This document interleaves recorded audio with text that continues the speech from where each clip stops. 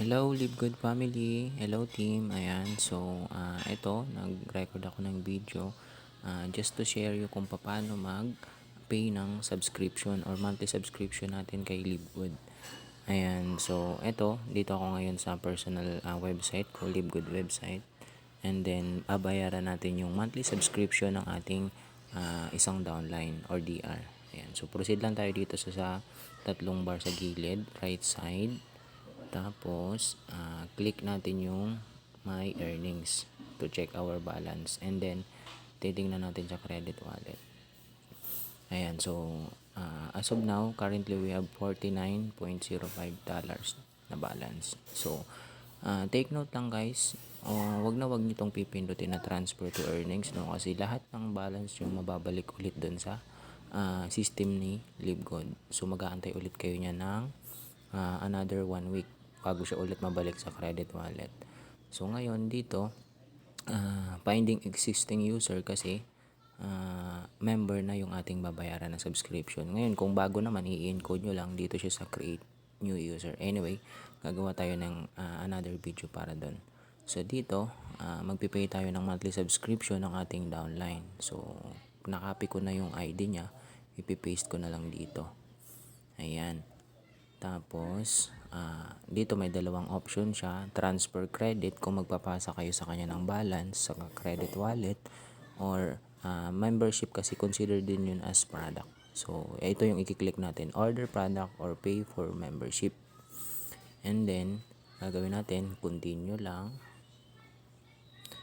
Ayan, so nag-load siya. Again, wag nyo itong pipindutin na transfer to earnings. And then, isuswipe lang natin dito sa pinakababa. Kasi nandito yung monthly membership.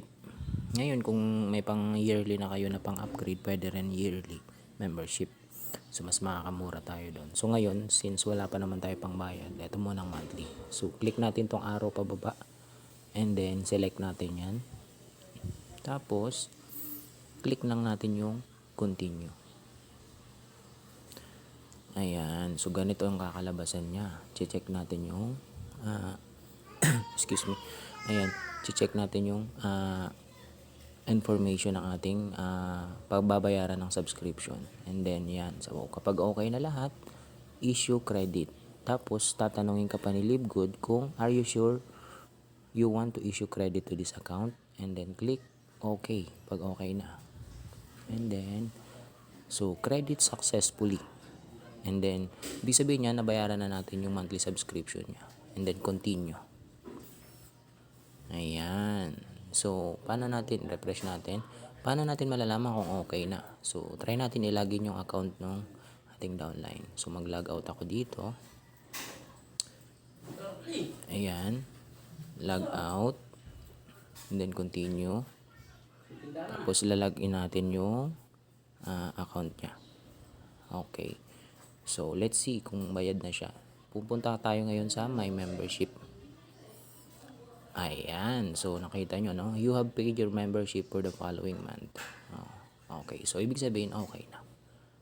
Ayan. So, ganun lang, guys. So, hopefully makatulong ito. And thank you.